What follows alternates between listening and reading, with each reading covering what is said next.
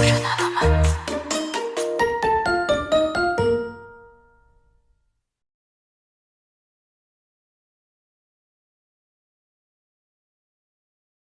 보셨어요?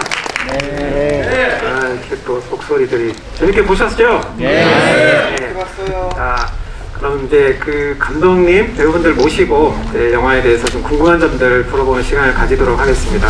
입장하실 때 큰 박수 부탁드리겠습니다. 자, 그럼 감독님, 배우분들 모시겠습니다.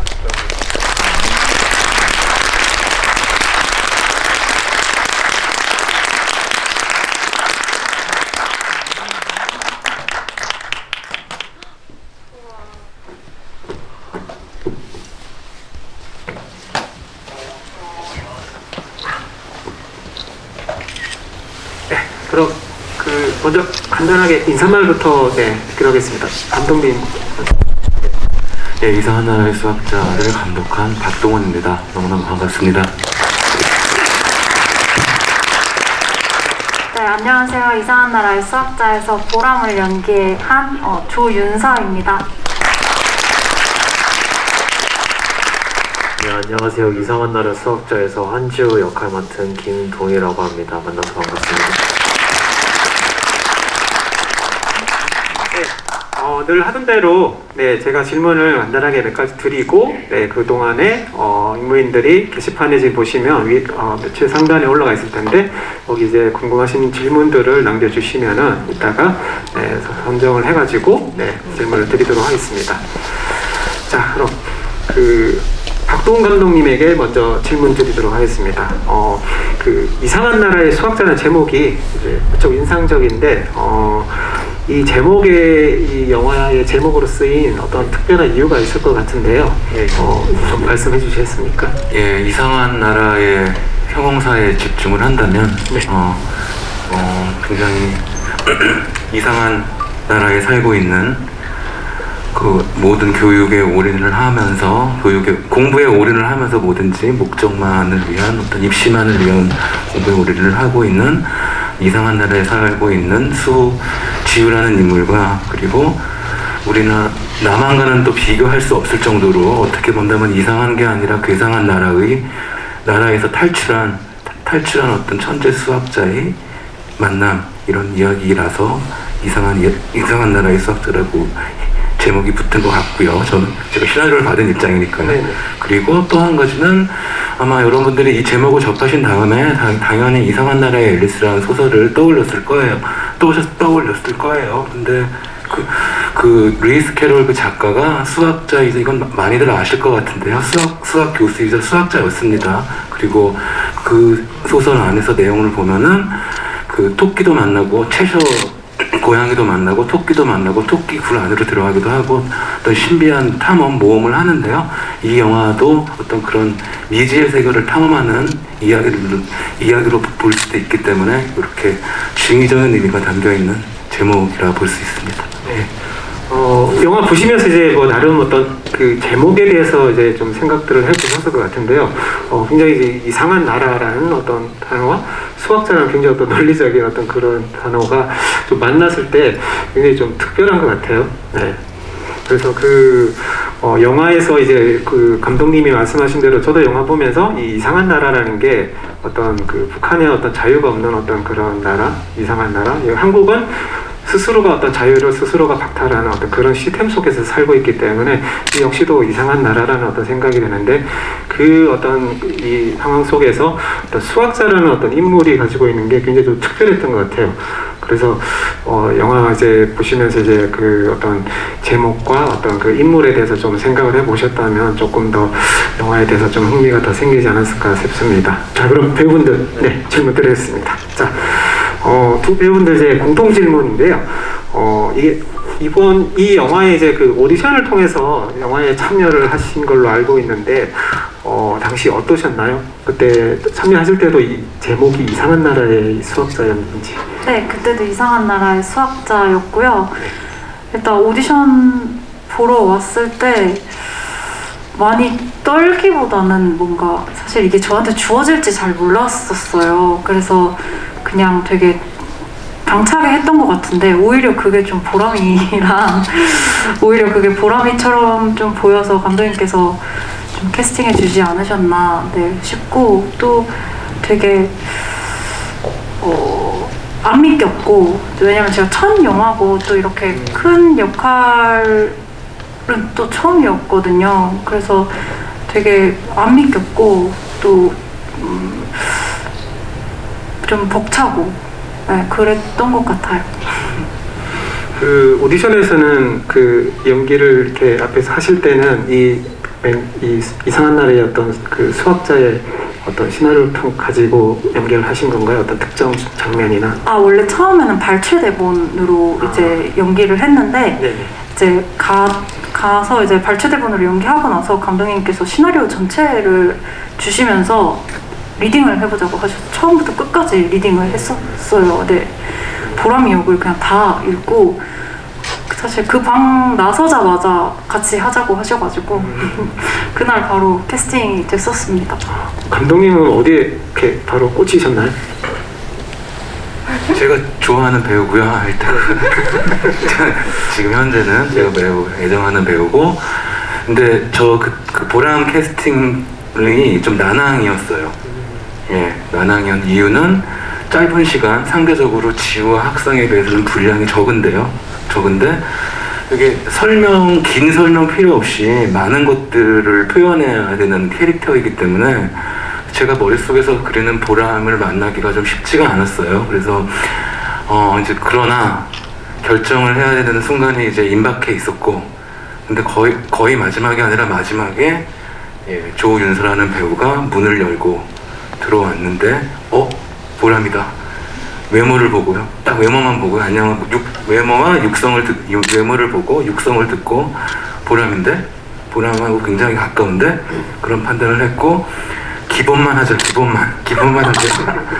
예, 그런 생각을 들었던 때가 그렇게 생각을 내가 했습니다. 그래서 저격이었고 저한테 너무나 감사한 찾음이었습니다. 발견이었습니다. 예. 네. 그 감독님의 어떤 선택이 확실히 영화에 굉장히 좀 큰 플러스가 되는 것 같습니다. 뭐 감독님 아신 대로 이제 그 어떤 지우에 비해서 어떤 많이 이렇게 어떤 화면에 나오는 어떤 빈도가 많지는 않지만은 그래서 굉장히 중요한 인물이죠. 그거는 조금 이따 또 따로 이제 얘기를 하면서 풀어나가도록 하고, 굉장히 이제 그 영화를 보면서 저는 되게 좋았던 것이 이게 성인 배우가 고등학생을 연기하는 어떤 좀 약간의 좀 부자연스러움이 좀 있긴 있어요. 영화를 항상 보다 보면은. 근데 이거는 좀 고등학생 그 자체의 어떤 느낌 같은 거 좀 굉장히 좀 자연스러움이 좀 묻어나와서 훨씬 더 어떤 이야기에 좀 더 빠져들었던 것 같습니다. 자, 큰 박수 한번 보내주십시오. 네.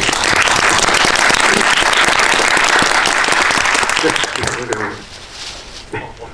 아까 이제 똑같은 질문인데 이제 우리를 통해서 네, 저는 그 누나랑은 다르게 지정 대본이 있었고 그 오디션 때 바카스 주는 영화에서 바카스 들고 와가지고 민시 선배님 어떡하지 하는 장면이 오디션 장면이었고, 그리고 어머니랑 하는 대화하는 장면이 오디션 장면이었고, 그리고 나머지 하나 있으면 기억이 잘 안 나는데 아무튼 그 오디션 장면을 하고 그 다음에 자유 연기하고 그 다음에 좀 있다가 저 같은 경우에는 바로 하자 이건 아니고 한 일주일 좀 안 되게 있다가 이제 감독님이 부르셔가지고 하자 이렇게 된 건데, 저 같은 경우에는 처음에 제가 물어봤어요. 그러니까 저를 부르셨을 때도 지우 역할로 너를 합격시키겠다 이런 느낌이 아니라 저는 영화에 나오는 의준이나 안경, 뚱보는 안 되겠죠? 의준이나 안경 이런 역할인 줄 알았는데 그 이제 감독님이 왜 부른 거 같냐 이런 말씀을 하셨었어요. 감독님 기억을 하실지 모르겠지만, 그래서 저는 그냥 그런 역할 주실 것 같다 솔직하게 얘기를 했어요. 근데 아니다, 지우 하자라고 해서 되물었죠. 제가 저를 왜 정말 그 정도로 의구심이 들었었고, 저 역시도 누나같이 신인 배우고 아마 여기 계신 분들이 다 저를 처음 보실 거고, 그만큼 감독님 입장에서 되게 모험이셨는데 저를 왜라는 질문에 감독님은 그냥 한지우 같다. 방금 박보람 얘기한 것처럼 윤서 누나가 딱 보람이었다 느낀 것처럼 저 역시도 그냥 딱 오디션장 들어왔을 때 한지우 같아서, 또 아까 감독님 말 인용하자면 기본만 하자 그런 생각이 드셨을 것 같은데 그건 아니었습니다. 그건 아니었나요? 어떤 어떠셨나요? 저를 네. 할까요? 네. 진행을 하세요. 아니요. 저 개인적으로 궁금해가지고 그냥. 지우는 제가 다른 인터뷰에서도 말씀을 드린 적이 있는데요. 지우 자체였어요. 그리고 이거는 제가 아마 프리 프로덕션 이제 같이 만나서 이제 많은 이야기를 나눴는데 그때 이런 얘기를 했고, 근데 그 이야기는 미리 제가 한지우에 대한 어떤 캐릭터 분석이랄까 한 좀 구체화된 문장이었는데요.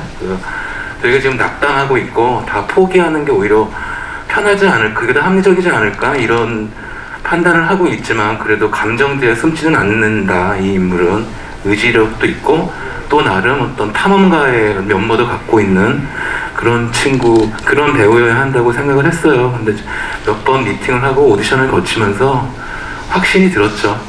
그리고 요거 또 한 가지는, 물론 주위에서 너무 그 위험 부담을 갖고 영화를 하는 거 아니냐, 더군다나 이제 최민식 선배님, 배우님의 상대역인데, 근데 거기에 대해서는 조금 어느 정도 좀 확신이 있었어요. 뭔가 만질 법한 긴장감이랄까? 그런 게 화면 안에 만들어질 수 있다. 아무래도 낯선 배우인 건 맞으니까. 근데 그 앞에 상대역에 최민식이라는 국민 배우 앞에 이순신 앞에 김동희라는 배우가 서 있으면 정말 실제 하는 긴장감이랄까요? 그런 게 충분히 만들어질 수 있겠다. 감촉할 수 있는 그런 판단은 좀 들었습니다. 예. 그 감독님의 확신이 확실히 영화 속의 어떤 결과물로 잘 나타난 것 같아요. 그 배우분들의 어떤 좋은 연기들이 확실히 눈에 잘 드러나고, 그런 어떤 그 연기 속에서 어떤 진정성이 영화를 본 관객에게 잘 전달이 됐다라고 생각이 됩니다. 자, 그럼 두 번째 이제 질문을 드릴 텐데, 감독님에게 먼저 질문 드리겠습니다. 이런 말이지, 과정보다 결과가 중요하고, 아니면 결과보다 과정이 중요하다. 어떻게 보면 이제 현실과 어떤 이상의 세계, 어떤 인물들이 어떤 충돌하는 것 같은데요. 이 영화에서 중요하게 다뤄지는 이야기가 이런 것들이 아닌가라는 생각이 드는데, 또 감독님이 가지시는 생각은 어떠신지. 과정과 네네. 네.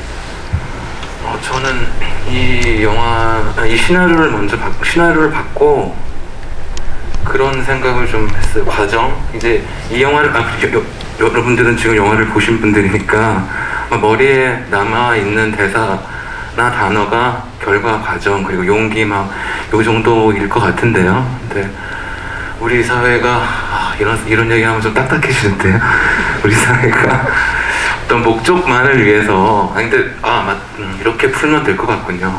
사람이 태어나서 다 어떤 모든 행위는 따지고 보자면 조금 더 행복해지려고 하는 건데, 고양이를 키우는 것도 그렇고, 행복을 위해서 더 이전 시간보다 더 나은 생활을 조금이라도 행복하기 위해서 하는 선택들인데, 어떤 목적만을 위해서, 무례함, 그리고 위선, 이런 것들을 좀 필수 장착해야 하는 어떤 사회 또는 그것들을 보고, 어쩔 수 없이 저 사람들은 환경이 저렇으니까, 또한 그것들이 가능하니까 라고 약간 자포자기하는 어떤 전반적인 분위기가 좀 있다고 봐요. 그래서 과연 그 목적을 달성했을 때 그게 그 사람의 진정한 행복일까?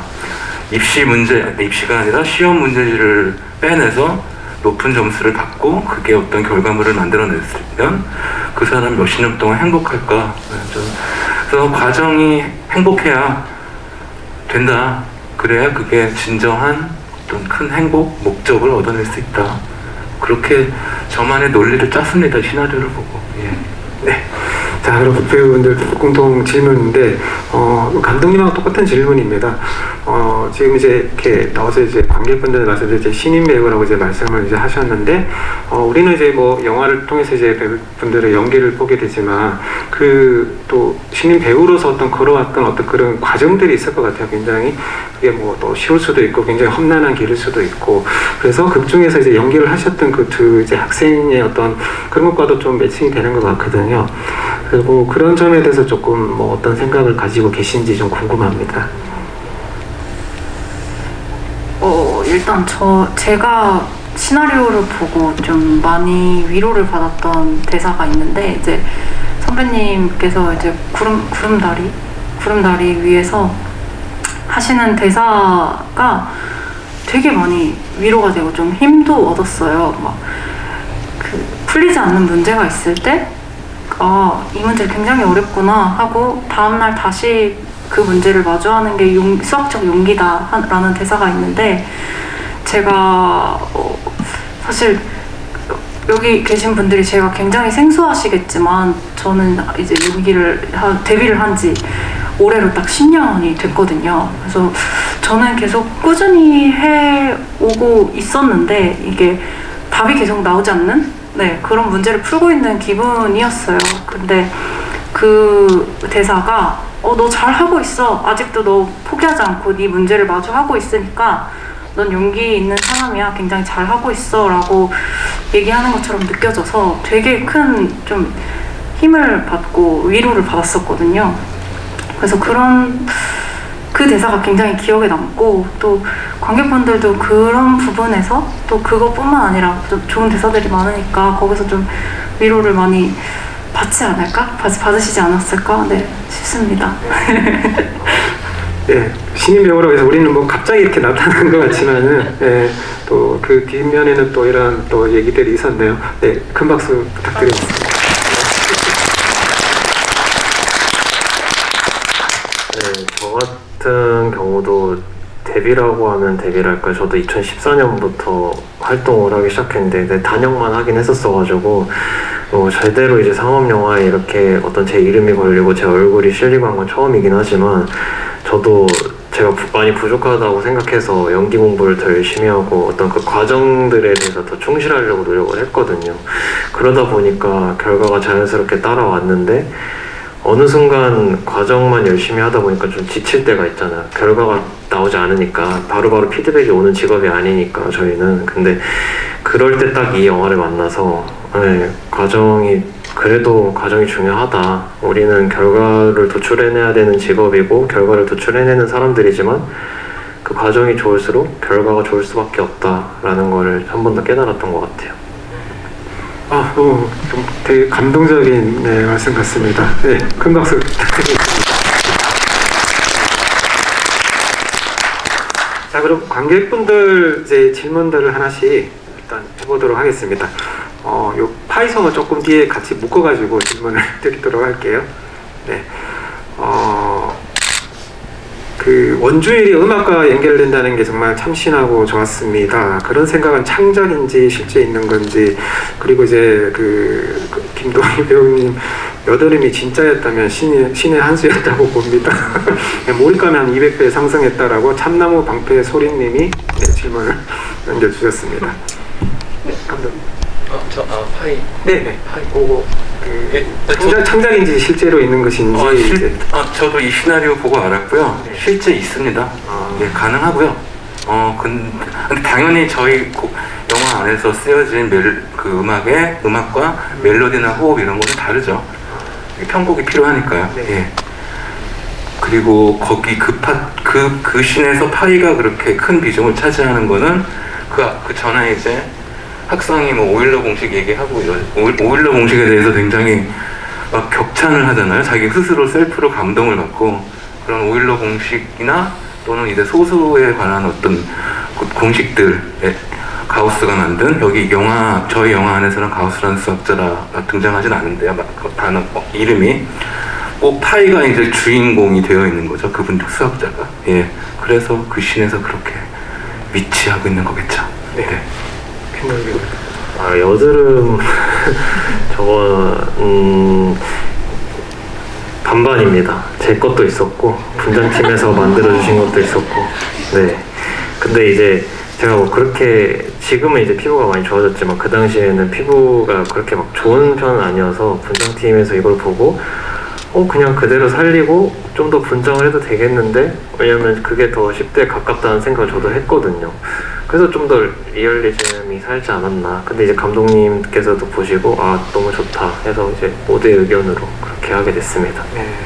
그래서 이 여드름에 대해서 또 댓글 하나 더 달아주셨는데 여드름도 미모에 도움을 줄 수 있다는 것도 처음 알았습니다. 젠장할리라고 댓글 달아주셨네요. 네. 이 파이송에 대한 질문들이 이제 많은데 설레는 영화관님이 남기신 질문인데요. 감독님에게 질문드립니다. 유난히 따뜻한 색감의 조명이 돋보이는데요. 조명에 관해 특별히 신경 쓰신 부분이 있으셨는지 궁금합니다라고 질문 남겨주셨습니다. 예, 아마 따뜻한 조명이라고 말씀하셨으면 아지트 B103을 이제 염두에 두고 질문을 하신 것 같은데요. 이게 매우 의도적이었고, 요거는 이제 조명 좀 길게 얘기해도 되나요? 길게라기보다 저희 조명 컨셉이, 촬영 컨셉이 학교 교실은 좀 채도가 빠져 있고 화이트에 차가워 보이고 획일적인 이런 느낌이 들게 잡았고, 그와 대비되게 이쪽은 명암 대비가 굉장히 교실에 비해서는 강렬하고, 그리고 따뜻한 엠버톤으로 이제 엠버톤으로 조명을 이렇게 설계를 했습니다. 두 공간이 이게 대비가 되면 훨씬 더 영화가 풍부해질 거라고 생각했고, 또 저희 영화가 가지고 있는 어떤 의도와 일치한다고 생각을 했기 때문에 이렇게 촬영 조명 컨셉을 잡았습니다. 네. SB님이 남기신 질문인데요. 김동희, 조윤석 두 배우에게 질문드립니다. 최민식 배우님과 같이 작업하다 보니 많이 긴장이 되셨을 것 같은데 같이 작업하는 경험이 어떠셨는지 궁금합니다라고. 네. 아까 뭐 이순신 얘기도 나왔지만 저는 그 악마를 보았다가 먼저 떠올라가지고 네. 저도 처음 뵈기 전까지는 그런 이미지가 항상 있었고 약간 무섭고 엄한 분이라고 생각 많이 했는데 전혀 그렇지 않습니다. 너무 따뜻하게 장난 많이 쳐주시고 따뜻하게 대해주시고, 먼저 말도 제가 당연히 어려워할 거라는 걸 아니까, 너무 이제 대선배님이시고 저는 이제 막 시작한 사람이니까 제가 다가오기 어려울 걸 아니까 먼저 다가와 주셔서 뭐 밥은 먹었냐 이런 시시콜콜한 얘기도 해주시고, 그래서 현장에서 어떤 지우가 학성에 의해서 변해가는 인물인데 그러면 학성이랑 되게 가까워져야 되잖아요. 영화 안에서도 그렇고. 근데 이게 실제로도 저는 좀 가까워져야 된다고 생각했거든요. 근데 이제 그걸 선배님은 뭐 일이 아셨으니까 제가 다가오기 어려운 걸 캐치하셔서 먼저 다가와 주셨던 거죠. 네. 네, 저도 악마를 보았다를 떠올려서 정말 약간 오들오들하면서 갔는데 네, 그리고 딱 처음 선배님하고 마주하게 되면 그 아우라가 풍겨 나오는 그 아우라 포스라고 해야 되나? 그게 엄청나시거든요. 내 화면을 뚫고 나올 정도로 굉장히 엄청나신데, 그래서 굉장히 많이 긴장하고 좀 또 무섭진 않을까 하는 좀 편견도 있고 했는데, 선배님께서 너무 편하게 해주시는 거예요. 제가 생각한 거 이미지와 너무 다르게 막 장난도 굉장히 잘 쳐주시고, 저기서부터 제가 보이면 포라마 이러면서 반겨주셨어요. 포라마 하면서 막 반겨주시고, 되게 촬영 들어가기 전까지 과자 같이 나눠 먹으면서 긴장도 굉장히 농담 많이 하면서 긴장도 되게 풀어주시고, 잘하고 있어 항상 이렇게 얘기해 주셔서 연기할 때는 굉장히 편하게 한 것 같아요. 선배님 덕분에 좀 배려였다고 생각을 해요, 저는. 네, 잘하겠습니다. 악마를 보았다를 보면서 다시 한번 이미지 변신을 한번 해봐야겠군요. 구스타프님이 남겨주셨는데요. 차가운 수학이 아닌 따뜻함을 느꼈습니다. 이 영화를 어릴 때 보았다면 스포자가 안 되었을지도라고 이제 감상을 남겨주셨고, 또 배우분에게 이제 질문인데, 영화를 보니 고등학교 시절이 새록 떠오르는 실감나는 고딩 연기였습니다. 고등학생을 연기하는 것에 대해서 이제 이야기를 듣고 싶다고 이제 하셨는데, 네네. 사실 좀 무서웠어요. 제가 나이가 졸업한 지가 좀 돼가지고, 물론 막 엄청 많진 않아요. 근데 졸업한 지가 좀 돼가지고, 요즘 10대 친구들은 어떤 이야기들, 또 어떤 말투를 쓸까, 어떤 제스처들과 어떤 느낌이 풍겨날까를 좀 많이 고민했는데, 그래서 집 앞에 중학교랑 이제 고등학교가 있어요. 그래서 그 학교 앞에서 하교하는 친구들을 굉장히 많이 관찰을 했던 것 같고, 할 때 친구들이 가장 즐거워 보이더라고요.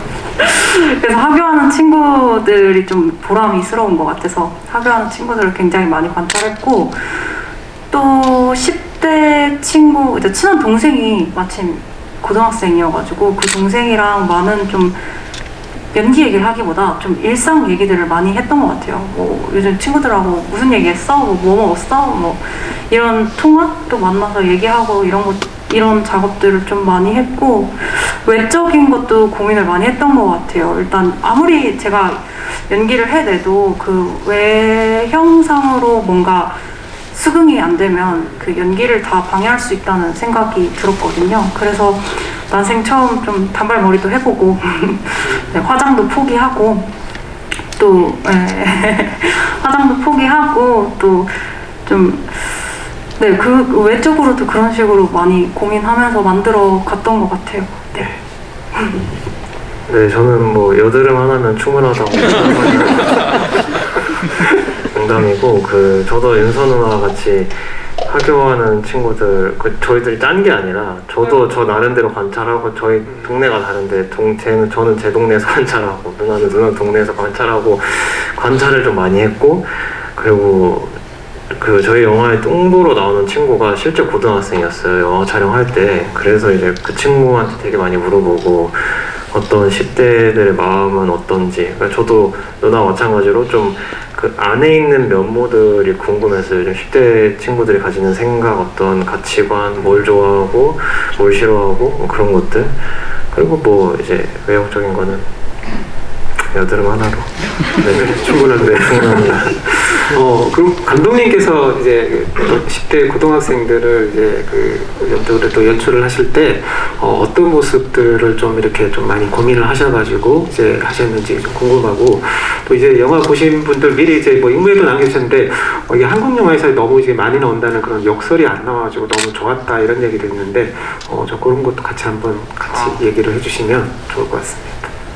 예, 근데 두 번째 질문부터 답하면 안 될까요? 네. 예, 제가 이 영화 시나리오 보고 어떤 시나리오 봤을 때 이제 이 시나리오를 이제 감독을 할만하겠다라고 결심을 하게 된 이유가, 또 시나리오를 읽고 어떤 인상을 받았냐면 그 반듯함을 느꼈어요.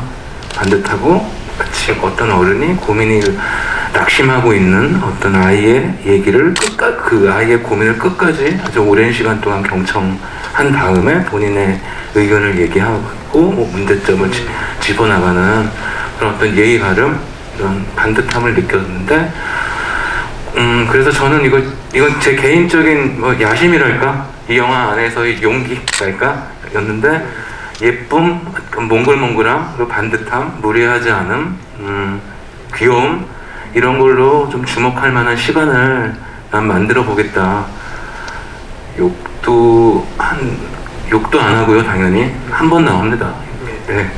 한 번 나오는데, 뭐, 침 뱉는다든지, 뭐, 이런 거 안 하고요. 그리고 식기에 담배 안 피고요. 네. 이런 것들을 아무튼 예쁨으로 한번 재밌는 시간을 만들어 보겠다라는 제 야심이 있었고, 아마 결정적인 게 아니라, 여러분들은 영화를 보신 분들이니까 이런 게 조금 구체적으로 표현된 장면, 구체적으로 그리고 좀 작게 표현된 장면이 학성과 지우의 식사 장면인 거예요. 조용히 고요하게 밥을 먹고 있는데 뭔가 이제 집중되는 시간, 그 두 사람한테 쭉 뭔가 빨려 들어가는 듯한 느낌, 그런 거를 좀 만들고 싶었습니다. 어떤 느낌을 받으실지 모르겠지만, 예. 그리고 10대들이 이게 근데 저희 프리한 연도가 19년이거든요. 그래서 저는 이 두 분한테 많이 맡겼지 않았습니까? 네, 그렇습니다. 네, 그렇습니다. 내가 어떻게 이 20년 넘는 시간을 극복하겠습니까? 막 이러면서 굉장히 많이 맡기고 의지를 했던 걸로 기억합니다. 오래된 좀 3년 전 일이어가지고. 네. 네. 뭐 영화 보면서 이게 우리가 느꼈던 그런 예쁨이나 이런 감동이 하셔야 되는 몽글몽글 이런 감정들이 잘 전달이 되셨다면 큰 박수 부탁드리겠습니다.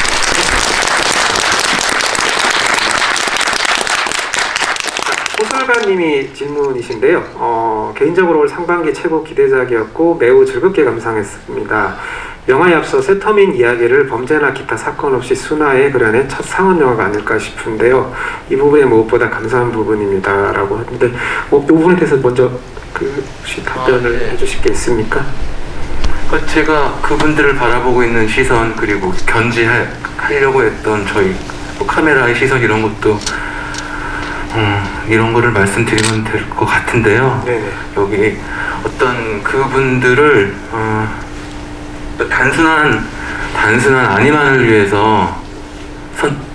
위한 선택이 아닌 아까 제가 행복이란 단어를 썼는데요. 내가 진짜 행복하기 위해서는 어떻게 하면 될까?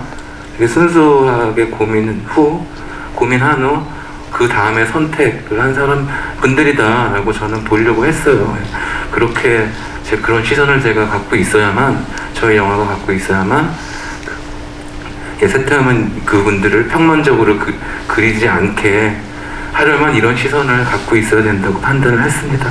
예. 네. 자, 그럼 이제 아까 그 파이송에 대해서 이제 질문들이 이제 많았다고 했는데 파이송에 대해서 좀 이렇게 얘기를 하면 좋을 것 같습니다. 저는 이 영화 보면서 이제 가장 인상적인 장면 하나를 딱 꼽는다면 이 파이송 연주를 하는 장면인데요. 혹시 인구인들도 같은 생각이시면 박수. 이 파이송 장면은 이제 저는 사실 이제 이상한 날의 수학자라는 제목에서 수학자라는 어떤 단어 때문에 혹시라도 이게 좀 수학에 대한 얘기를 하면서 좀 어려우면 어떡하나란 좀 이렇게 좀 고민을 했었는데 이 파이송 장면이 수학을 되게 어려워하는 이제 이 지우와 보람 이 두 인물이 수학의 어떤 즐거움을 아마 처음 느끼는 장면 같아요. 그래서 이후로 이제 뭐 인물들이 조금씩 변하는 그런 과정들이 이제 보이고 있는데 감독님이 이 파이송 장면의 어떤 구성과 어떤 연출로 어떤 의도에 대해서 좀 말씀을 해주시면 좋을 것 같습니다. 예, 파이송이 시나리오 안에서 이 영화 안에서 위치하는 어떤 학문적 배경이랄까요? 그건 아까 이제 말씀을 드렸고, 네. 그건 이미 말씀드렸고, 일단 저는 그 장면이 관객들이 되게 적극적으로 동참할 수 있는 장면이라고 생각을 했어요. 그래서 지우가 느끼는 놀라움, 약간 이거 조금 쉽게 얘기하면 깜짝 쇼? 수학이 이렇게 될 수도 있구나. 조연수랑 보람도 함께 거의 이 두 영화 안에서의 두 인물이 느끼는 어떤 경탄이랄까 이런 것들 놀람이 거의 동일한 레벨로 관객들도 보는 사람도 느낄 수 있다라고 판단을 해서 그야말로 이 안 공간 인물들의 동기화가 되는 그런 장면을 만들고 싶었고요. 그리고 파이송에 그리고 또한 음악을 굉장히 여기에는 근데 어떻게 좋게 보셨는지 몰라가지고 확신이 안 들어서 결정적으로 저희 이지수 음악 감독님이 너무나 아름다운 음악을 작곡을 해주셔서 완곡 연주가 가능했던 거였고요. 그래서 그 곡을 이제 강당시내에서 한 번 더 사용을 하고 확장을 시켜서 또 최대 확장시켜서 저희 영화 맨 마지막 커트 이제 모든 악기가 총동원이 되는 총합을 이루는 어떤 그런 샷이 만들어질 수 있었다고 생각합니다.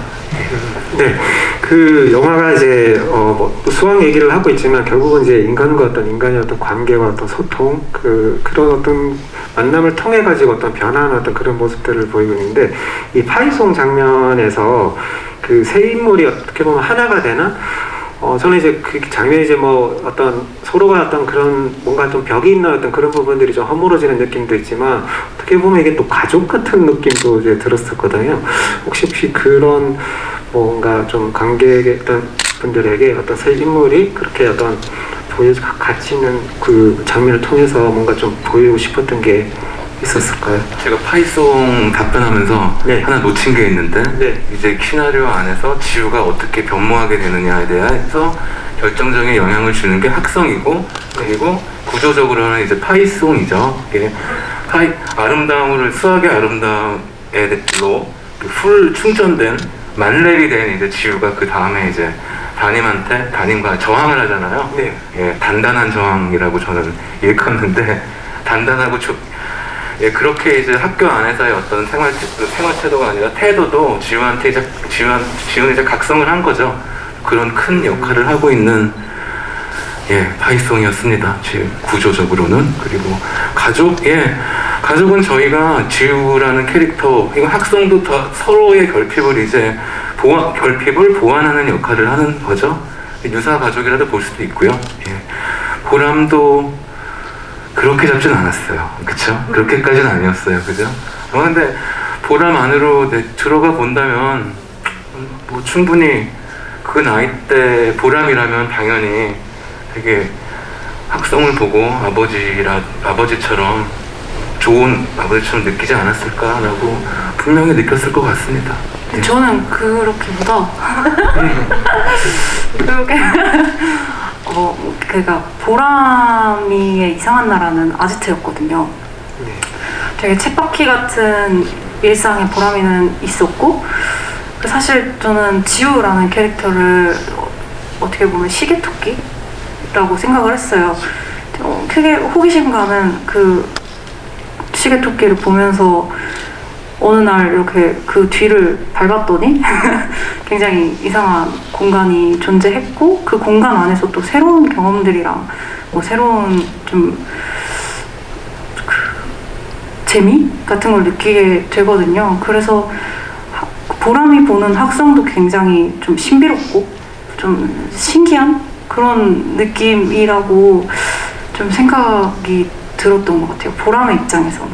네. 좀 약간은 일탈 같기도 하고, 그 안에서는. 네. 그 토마스님의 질문인데, 그 파이송 연주씬에서 혹시 최민식 배우님과 조인서 배우님 두 분 다 직접 연주를 하신 건가요? 질문을 주셨는데.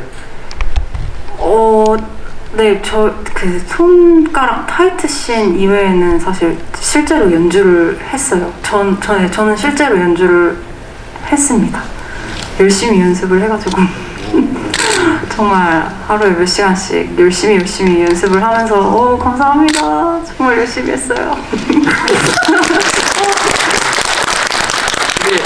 이 피아노 연주 관련해서 뭐 그 제작부에 낸 걸 보면 뭐 뻥을 치신 게 있다고. 이 얘기가 정말 빠지지 않고 나오는데, 사실 감독님께 근데 해냈으니까요, 그쵸? 네. 감독님께서 이제 오디션 볼 때 팔송이라는 게 있고 또 피아노 연주를 해야 한다. 그래서 피아노 연주를 할 줄 아냐고 물어보셨어요. 근데 제가 이제 너무 하고 싶으니까 일단 다 할 줄 안다고 하는 버릇이 있어가지고 제가 네, 저 잘해요. 피아노 굉장히 잘 쳐요. 라고 이제 얘기를 했는데 덜컥 캐스팅이 된 거예요. 그래서 뭐 한 곡만 죽어라 치면 칠 수 있지 않을까 이제 이렇게 해맑게 생각을 했는데, 악보를 받아보니까 너무 어려운 거예요. 콩나물이 너무 많고 제가 악보도 볼 줄 모르거든요. 그래서 너무 복잡하고 막 이거 큰일 났다 싶어가지고 일단 제 친한 친구한테 연락을 해서 큰일 났다, 내가 피아노를 연주해야 된다, 피아노과에 다니는 친구한테 연락을 해서 이제 알려달라 이렇게 해서 그 연습실을 24시간 이제 거의 한 달 반 동안 빌려놓고 하루에 정말 진짜 한 6, 7시간씩 매일 쳤어요. 매일. 손가락 번호를 이제 악보에 써놓고 이제 그걸 손가락을 외워가지고 대사처럼 도가 1, 내가 2 이런 실제 그 원주율이 아니라 실제로 손가락 번호로. 실제로 정말 그렇게 번호를 외워가지고 치고 결국에는 진짜 해냈어요. 촬영 당일에는 이제 연주가 가능하게 돼가지고 촬영을 하고 나서 이제 감독님께 말씀드렸더니 너무 놀라시더라고요. 이제 배우들 안 믿는다고. 하지만 해냈습니다. 뭐 좋은 뻥을 치셔가지고 좋은 대로 나온 것 같습니다. 네. 그럼 김동희 배우님 이제 피아노 연주를 할 때 그 평소에 보면 이제 그 보람이가 좀 까칠하게 대하는데 그 장면에서 보면 이제 또 표정이 굉장히 좀 밝고 네. 이제 그런 표정이 유일인데 두 사람이 이제 피아노 치는 걸 보면서 어떤 생각을 좀 궁금하거든요. 극 중의 인물은. 지우는 둘이 피아노를 치는 거 보면서 신기하다. 그리고 아까 감독님이 말씀하셨던 것처럼 수학적 발견을 하게 된 거죠. 정말 내가 지금 학성이라는 수학자에게 수학을 배우고 있지만 수학이 이 정도로까지는 사실 잘 몰랐고, 그리고 그 바로 전신에서도 오일러 공식 얘기할 때도 뭐 신기하긴 한데 아름다고까지 하라는 대사도 있고, 그만큼 그러니까 수학을 어쨌든 배우긴 배우지만 사실 흥미까지는 아니었거든요. 근데 그 시인을 통해서, 그 파이송을 통해서 저는 지우가 흥미가 생긴다고 생각했고, 그래서 자신감이 올라가고 자존감이 올라가서 담임 선생님한테 그런 말을 할 수 있지 않나, 자신의 소신이 생겼으니까, 그리고 그게 맞다고 생각하니까. 네, 그런 마음이 들었고, 저 개인적으로 봤을 때는 누나가 너무 연습을 열심히 한 걸 알고 있으니까, 그러니까 보낼 사람이, 연습한 결과물을 보낼 사람이 저밖에 없거든요. 그냥 거짓말을 해놨으니까 감독님한테 보낼 수가 없잖아요. 맨날 나 피아노 친다고. 그러니까 저한테 이제 거의 보내다시피 해가지고 고생한 걸 아니까 잘 쳤으면 좋겠다 했는데 진짜 잘 치더라고요. 점점 느는 걸 자랑하고 싶은데 할 데가 없어요. 그래서 뭉클했죠, 개인적으로는. 네, 영화 한 번 더 보시게 되면 그 파이송 연주 장면 또 한 번 더 유심히 보시면 좋을 것 같습니다. 예, 두 분 고생하신 두 분에 큰 박수 부탁드립니다. 산산님이 남기신 질문인데요. 김동희 배우님께 질문합니다. 영화 내에서는 경비아 씨께 함께 수학을 공부하면서 수학으로부터 인생을 살아가는 법을 배웠습니다. 극이 끝나가는 과정에서는 지우가 수학을 전공하는 대학생으로 비춰진 것 같은데, 입시와 취업이 전부일 것 같았던 학생이 인생과 수학의 원리를 바뀌게 된 인생의 목표는 어떤 것으로 바뀌었을까요? 수학자로서 복잡하고 이해하기 어려운 세상을 어떻게 풀어나가려고 했을지가 궁금합니다. 라고. 저는 그거는 선배님의 증명하라 이 대사 한마디면 모든 질문에 답이 된다고 생각해요. 왜냐면 지우는 진짜 기댈 곳이 없었잖아요. 마지막 정말 동아줄이었고, 그런 학성이 나를 받아줬고, 정말 간절한 사람이거든요, 지우는. 그래서 그 간절함을 바탕으로 학성에게 배우면서 어쩌면 저와도 맞닿아 있다고 생각한 게, 사람이 간절하면 할수록 더 유심히 깊게 새겨들으려고 하고 어떤 상대방의 말을 더 깊게 들으려고 하거든요. 근데 이제 학성이, 나의 멘토가 그런 인생을 살아야 된다, 과정이 중요하다, 이런 얘기를 들으면 결과만이 중요하다고 생각했던 지우도 바뀌었을 것 같아요. 제가 생각했을 때도. 그래서 그런 생각을 하고 가지고 살게 되지 않았을까. 네, 증명하라는 그 말에. 그럼 이제 영화 마지막에 이제 좀 궁금했던 게, 그럼 이 지우는 보람과는 과연 어떻게 됐을까라는 이제 좀 궁금함이 생기더라고요. 어떻게 됐을까요? 보람이는 지우를 굉장히 좋아하거든요. 그래서 네. 받아줬을까요? 아니, 지우는 수학밖에 모르는 바보기 때문에. 네, 보람이는 그냥 친구. 친한 친구. 감독님의 생각은 어떠신가요? 네. 다른 남자친구 사귀었을 것 같아요. 새로운 세상을 대학교 와서. 네. 콘택트님이 남겨주셨는데요. 영화를 보면서 딸기우유 먹고 싶다는 생각이 많이 들었는데요. 서울우유, 딸기우유를 영화 소재로 선택한 특별한 이유가 있을까요? 라고. 일종의 그거는 일종의 상징이었고, 자기 아들이 영화 보셨으니까 얘기해도 되는군요. 조심하게. 아들이 즐겨 먹던 이제 음료고, 그것까지 아마 학성은 그 딸기 우유를 팩을 보는 것도 괴롭지만 아직 놓아주지 못하는 거북이와 같은 역할을 하는 어떤 상징이었죠. 그리고 딸기 우유가 맛있기도 하고 귀엽기도 하고요. 색깔도 좋고, 한 핑크 하고요. 이제 감독님 질문 하나 더 드릴 텐데요.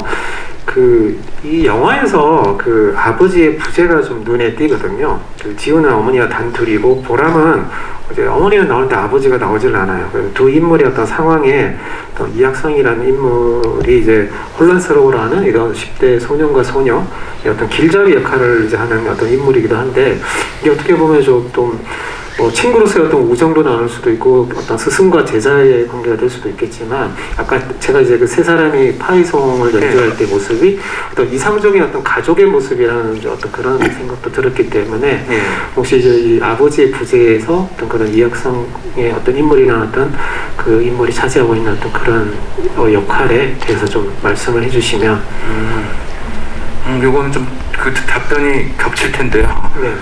일단 지우를 중심에 두고 저희 제작진, 저는 당연히 이건 유사 부자 관계라고 규정을 했어요. 이건 근데 아들이 없고 학성은 아들이 지금 떠나가 있고 생존해 있지 않고 지우는 아버지가 생존해 있지 않고 서로의 결핍을 채워주는 역할, 보완제 역할을 하는 거라고 이제 규정을 했고요. 지금 말씀하신 것처럼 아름다운 가족까지 저는 생각을 안 해서 그렇게까지 규정은 안 했습니다.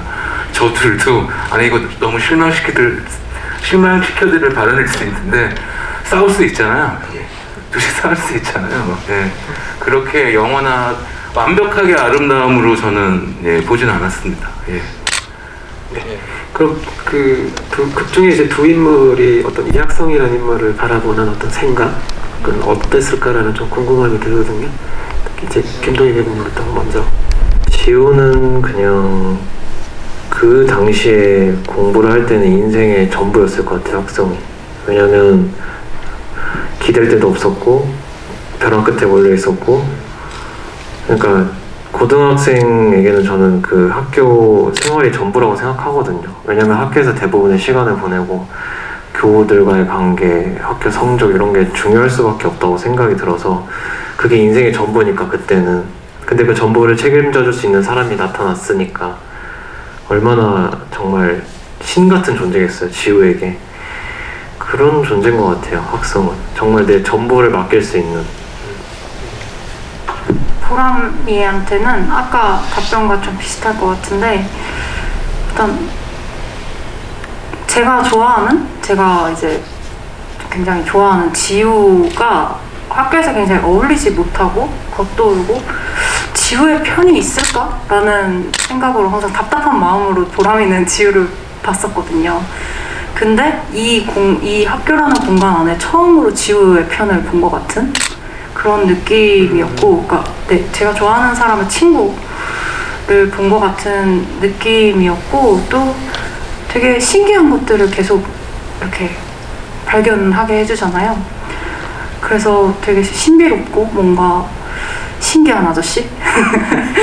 되게 신기한 아저씨라는 생각이 많이 들었을 것 같아요, 보람이는. 네. 좋은 아저씨. 그럼 이제 항상 이제 친구도 없고 혼자 이렇게 있는 이제 그 지우인데 보람은 왜 지우를 좋아했을지가 궁금하거든요. 네, 제가 분석할 때 저도 질문을 많이 했던 건데 이제 계속 대본을 보다 보니까 보람이 왜 지우를 좋아할까? 보람이 지우를 왜 좋아할까라는 고민을 많이 했는데 대사에도 나와요. 너랑 나랑 비슷한 처진데라는 이야기가 있는데, 그러니까 지우는 인정하지 않지만 보람이는 지우에게 동질감 같은 거를 느끼고 있었던 것 같아요. 나는 물론 경제적으로는 부유하지만 나도 똑같이 이 쳇바퀴 같은 굴레 속에서 또 이 학교 안에서 보기에만 어울려 있는 것 같지, 굉장히 처음에 지우의 첫 대사처럼 정말 호그와트에 머글이 있는 것 같은 기분을 보람이도 느끼고 있었을 거라고 생각을 하거든요. 그냥 보기에만 어울리고 있는 것처럼 보일 뿐이지. 그래서 그런 면에서 좀 지우한테 동질감 같은 거를 느꼈을 것 같고, 그래서 계속 보게 되고 보다 보니 정이 들고 네, 호감이 좀 생기고 했던 것 같아요. 결과적으로는 수학에만 관심 있는 지우, 네, 새로운 남자친구를 또 만나는 이제 보람이 되겠습니다. 자, 인생은 아름다운님과 도우노월드님이 비슷한 질문을 하셨는데, 이제 수학으로 이렇게 재미있고 감동적인 영화를 만들어 주시다니 수학 포기자였던 저에게도 수학이 새롭게 보일 정도입니다. 동희 배우님, 조인서 배우님, 지우와 보람 그 자체로 보이는데, 영화 찍으면서 NG가 많이 난 씬이 있는지요? 라고 이제 질문을 남겼었는데, 요거 이제 덧붙여가지고, 이 배역을 소화를 할 때 이제 어떤 어려운 점이 특별히 있었던 게 있다면 어떤 게 있을지를, 네. 우리 저 교실 초반 교실 초반 전체적으로 다 NG라기보다 이제 저희가 교실 씬이 이제 첫 촬영이었는데 다 뭐 조명, 뭐 카메라, 배우들도 그렇고 다 그날이 첫날 이제 처음이다 보니까 좀 많이 NG라기보다는 좀 지체가 많이 됐던 것 같아요. 네.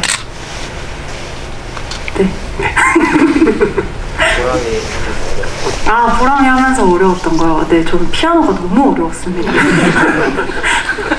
네, 제가 피아노가 제일 어려웠어요. 제일 힘들었고, 네, 이렇게 아까 질문도 파이송에 관련한 질문이 되게 많다고 하셨고, 또 파이송 장면을 따뜻하게 봤다고 하신 분도 계셨고 해서 저 개인적으로 굉장히 뿌듯하네요. 네.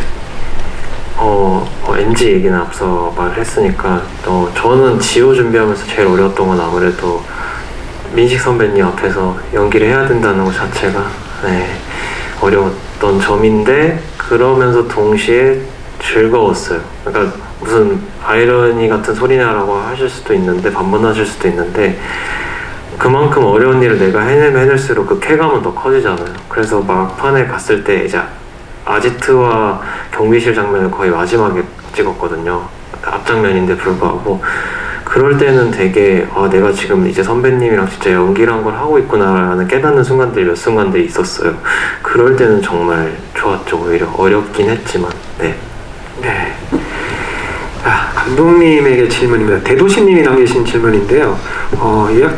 리학성 동무가 아들과 키웠던 동물을 거북이로 설정하신 이유가 무엇인지 궁금하다고. 이건 역시 아들이 굉장히 좋아했던 반려 동물이었고요. 아들이 고르잖아요. 수족관 가서. 네. 아마 또 북한에서는 이거는 함부로 얘기하면 안 되는구나. 어떤 생명체였고 아들이 남겨준 이제 생명체인데 아까 딸기 우유보다 또 훨씬 더 집착을 하고 있는 아들의 일부고 아들의 선명한 이제 흔적이고 나중에는 이제 내가 이 강물에 방생을 하는 이유는 이제 이 고통이 과거에서 나도 이제 슬쩍 한 걸음 앞으로 나아가야겠다는 어떤 결심. 그렇습니다. 콘택트님이 남겨주신 질문인데요. 바흐의 무반주 첼로 모음곡 1번을 메인 테마곡으로 고르신 이유가 있으실까요? 라고. 바흐는 다 많이들 아실 텐데요. 왜 수학의 영화 대사도 나오고요. 수학의 아버지 수학의 아버지란다. 지금 음악의 아버지. 죄송합니다. 제가 고백하자면 저번 GB보다 좀 떠는데요. 이 조명이 있으면 제가 좀 이렇게 반응을 좀 하는군요. 부정적으로 반응을 하는군요. 제가 흰색 조명이 좀 더듬게 만드네요. 바흐는 음악의 아버지고 그리고 뭐 음악의 DNA라고도 불리기도 하고 그리고 바흐의 위대성을 길게 거론할 필요는 없고 그분이 평균율 클라비어라는 평균 곡들이 있어요. 많이들 아실 텐데요. 그 곡이 이전에 그 피타고라스가 이제 만든 음계의 어떤 한계를 돌파해낸 겁니다. 그 평균율 때문에. 그래서 되게 근데 이 한계를 돌파해내기 위해서는 수학의 원리가 굉장히 맞닿아 있잖아요. 근데 얼마나 많은 연산과 수학 계산을 했겠습니까? 바흐라는 그 작곡 음악가가. 그래서 이제 수학과의 연관성이 가장 잘 드러나는 그 음악가의 곡이 이제 그 곡이 영화 안에 들어와 있는 거죠. 네. 덧붙여서 이제 하늘사탕님이 남기신 질문인데 세계 7대 수학 난제 중에서 리만 가설을 이 영화에서 특별히 선택하신 이유가 있다면? 네, 1차적으로 리만 가설이 가장 많이 알려진 난제고요. 다른 난제들은 여러분들이 다 7대 난제 막 이렇게 있지 않습니까? 근데 리만 가설이 가장 귀에 쏙 들어오고 어디선가 들어봤을 법한 그런 가설이기 때문에 이제 들어온 거고,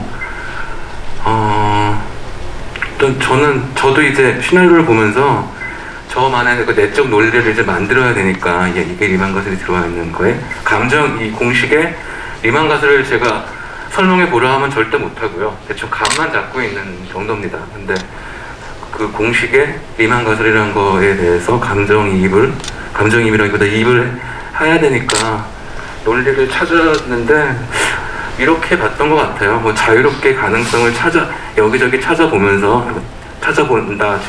지우와 학성이 이런 이야기인데, 우리가 가능성을 찾아서 어떤 선택을 하게 되면 나름의 여러 가지 선택이, 우리가 살면서 여러 가지 선택을 하게 되잖아요. 근데 나름의 거기는 어떤 패턴화가, 왜냐면 나뉘기 때문에 어떤 그 교집합들, 그 선택의 교집합들이 또 있지 않을까, 그런 생각을 해봤어요. 그래서 리만 가설의 어떤 소수의 배열의 어떤 그 분포, 규칙, 나열되는 거에 규칙이 있을 수 있다에 대한 건데, 뭐 이런 식으로 우리 인생과 조금 연결시켜서 저는 그렇게 해석을 좀 했습니다. 제가. 네. 영화에서 이제 수학이 이제 중요하게 다뤄지기 때문에 그 이제 인물들에 대한 질문인데요. 그 푸르메님이 남겨주신 질문인데, 오일러의 공식과 배우의 그에 대한 반응이 너무 아름답게 표현이 되었는데, 연기를 위해 배우분들이 특별히 수학과 관련된 강의나 공부를 하셨는지 궁금하다고. 네, 보람이는 수학 문제를 뭐 지우처럼 풀거나 뭐 수식을 나열하는 장면은 없지만, 제가 어느 정도 이제 대본에 나오는 수식들이라든지 아니면 수학의 원리라든지 이런 것들은 좀 이해를 하고 대본을 좀 보고 싶더라고요. 그래서 좀 주변에 이제 공대생들, 네, 이과생들에게 이제 많이 물어봤고, 사실 저도 수포자여서 그러니까 어떻게 읽어야 되는지조차 모르는 수식들도 있더라고요. 이거 어떻게 읽는 거지? 이런 수식들이 있어서 막 찍어가지고 보면서 이거 어떻게 읽는 거예요? 막 이렇게 물어보기도 하고 또 뭐 이제 아까 감독님께서 얘기하신 것처럼 뭐 음악이랑 연관이 돼 있다는 뭐 그런 거, 또 바흐에게 대해 찾아보고, 네, 그랬던 것 같아요. 네. 저도 어떤 수학 공부나 이런 거는 수포자이기 때문에 하기는 이미 너무 늦었고 파이송이나 실제로 그게 존재하는지, 그리고 리만이 어떤 사람인지, 그리고 오일러도 또 어떤 사람인지, 그런 등장하는 수학자들에 대한 공부를 되게 많이 했던 것 같아요. 왜냐면 저는 듣는 입장이니까, 민식 선배님이 설명을 하시고 저는 듣는 입장이니까, 듣는 입장에서 이해를 그때 바로바로 하는 거잖아요. 지우는 수학에 관심이 많으니까. 그러니까 수학에 관심이 많아지려고 노력을 했어요. 수학 자체라는 것에 대해서 어떤 문제를 공부하고 수식을 공부하고 이런 것보다는 수학에 관심을 가지려고 많이 노력을 했고, 영화를 하다 보니까 실제로 수학에 관심이 많이 생겼어요. 네. 그래서 지금도 수학에 좀 관심이 있는 상태고, 문제를 막 그렇다고 푼다 이건 아니지만, 예전에는 수학하면 바로 인상부터 쓰면서 너무 어렵고 너무 지루하고 언제 끝나지? 약간 맨날 이런 생각만 하다가 지금은 풀이 과정을 보면 저렇게 할 수 있구나, 이런 생각을, 마인드가 아예 바뀐 것 같아요. 네, 연기를 하시면서 또 다른 것들을 배우고, 네, 그러시군요. 그럼 이 현장에서도 감독님 아무래도 이제 수학 공식이나 이런 것들이 다뤄지기 때문에 현장에서 혹시 뭐 그런 수학자나 이렇게 뭐 도움을 좀 조언이나 이런 것들이 있었을까요? 예, 특히 판서, 칠판, 여러 가지 수식들, 종이의 수식들, 그런 것들을 촬영할 때는 수학 전문가가 계속 있었습니다. 촬영 현장에요. 네. 자, 그럼 이제 마지막 시간이 이제 1시간이 벌써 넘었네요. 마지막 질문을, 그 푸르메님이 남겨주신 질문으로 이제 마무리를 하도록 하겠습니다. 정말 따뜻한 영화 감사합니다. 몽글몽글한 수학 이미지가 너무 좋았습니다. 엡실론과 갓나 새끼가 따뜻하게 들릴 것 같아요. 정말 좋은 어른이 필요하고 되어야겠다는 생각이 들게 만들어줍니다. 감독님이 생각하시는 좋은 어른이란 무엇일까요? 라고 질문 남겨주셨고, 이거는 이제 극 중에 이제 고등학생이지만 또 어떤 성장하는 이제 어른으로서 또 성장하는 그런 모습을 보이기 때문에 또 같이 한번 답변해 주시면 좋을 것 같습니다. 좋은 어른이요? 네. 저는 좋은 어른, 제가 좋은 어른일까 일단 거기에 대한 의문이 들긴 하는데, 아까 제가 짧게 얘기했는데요. 여기 아까 왜 아이와 어른 예를 들어서 이제 말씀을 드렸는데, 그리고 저희 영화 안에서 대사도 나오고, 살을 부대껴야 이해를 할 수 있고 친해질 수 있고, 친해져야 이해를 할 수 있고, 이해를 해야 사랑을 할 수 있다, 이런 이런 대사가 있는데요. 아까 그 아이와 어른, 아이를 예우를 해주는 어떤 어른, 다 그게 공통점이 있는데 시간을 들인다는 거예요. 시간을 들인다는 거는 성의가 있다는 거고, 그래야 상호 이렇게 동등한 교류가 일어나고 두 사람 다 어른, 이건 뭐 꼭 어른 아이의 관계뿐만이 아니라 성의가 있을 때, 내 시간을 드릴 때 뭔가 행복을 느낄 수 있다, 뭔가 이루어질 수 있다, 저는 이렇게 봅니다. 그래서 좋은 어른이 되려면 일단 다른 주위 사람들한테 넘겨짚지 말고 단언하지 말고 시간을 들여서 보고 교류합시다, 뭐 이렇게 마무리 지으면 될까요? 예.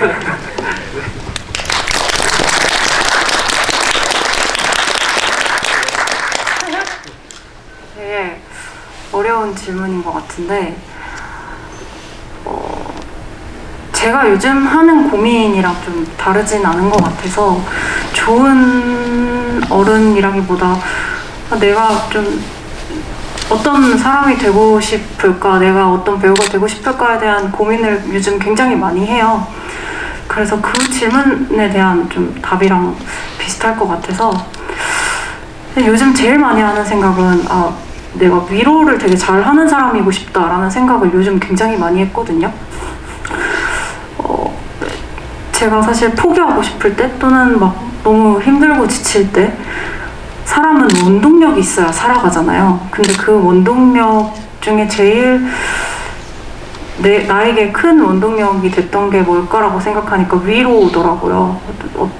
진짜 좋은 위로는 정말 죽으려는 사람을 살리기도 하잖아요. 그래서 좀 위로를 잘하는 사람이고 싶다라는 생각을 요즘 하고 있고, 또 위로를 잘하는 어른이 또 좋은 어른이 아닐까라는 생각이 같이 드네요.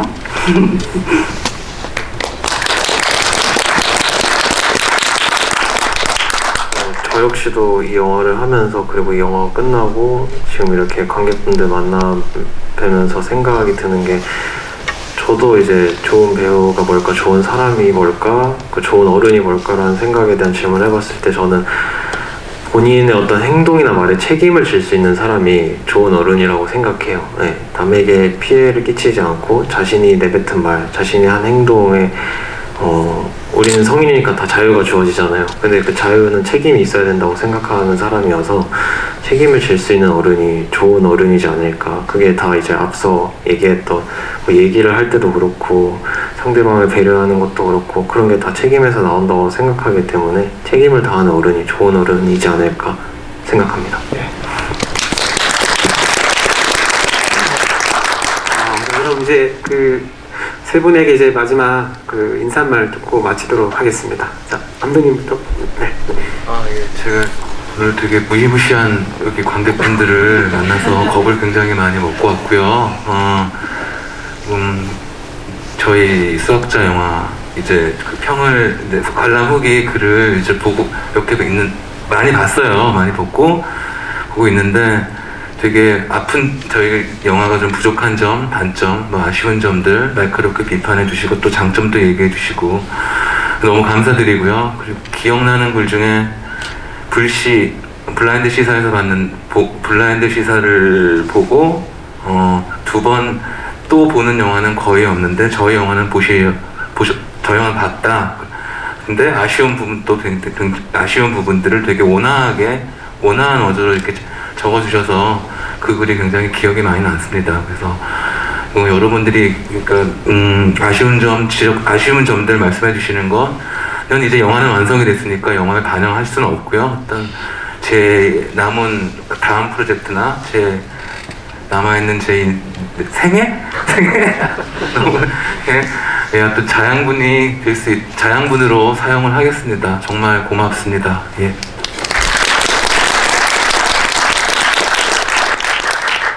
네, 일단 항상 제가 첫 영화고 이런 GV가 이번 두 번째거든요. 그래서 많이 떨렸는데 어쨌든 영화를 굉장히 사랑하시는 익모분들이 봐주시고 또 이렇게 질문도 받고 또 좋은 얘기들을 너무 많이 듣고 또 오늘 정말 태어나서 박수를 제일 많이 받은 것 같아요. 그래서 정말 너무 큰 힘을 얻고 가는 것 같고 저희 영화가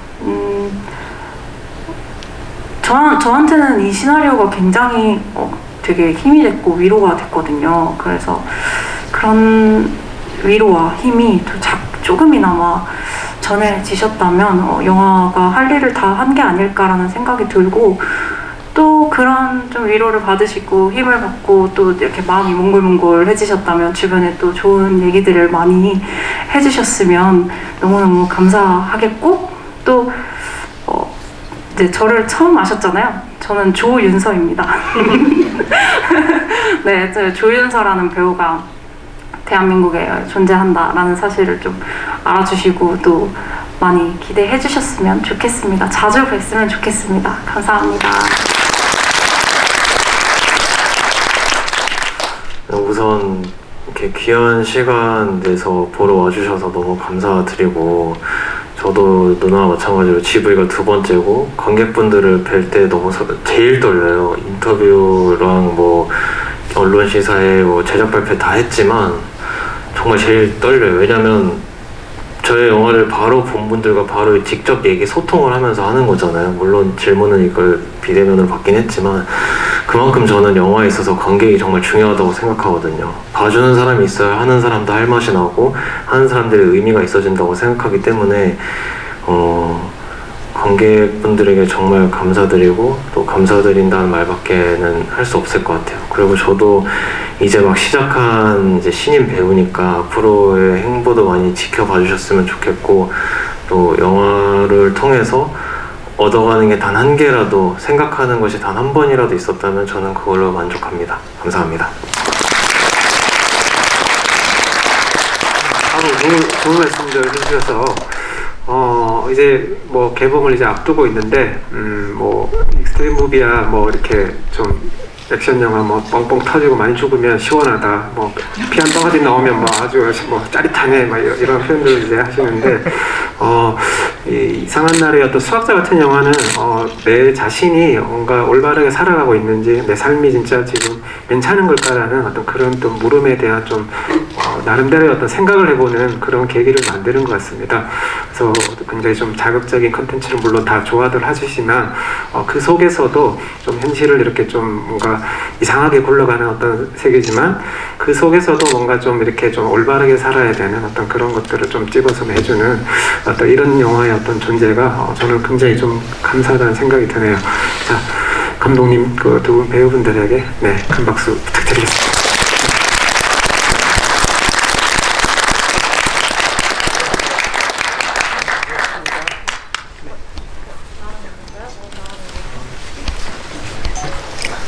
감사합니다.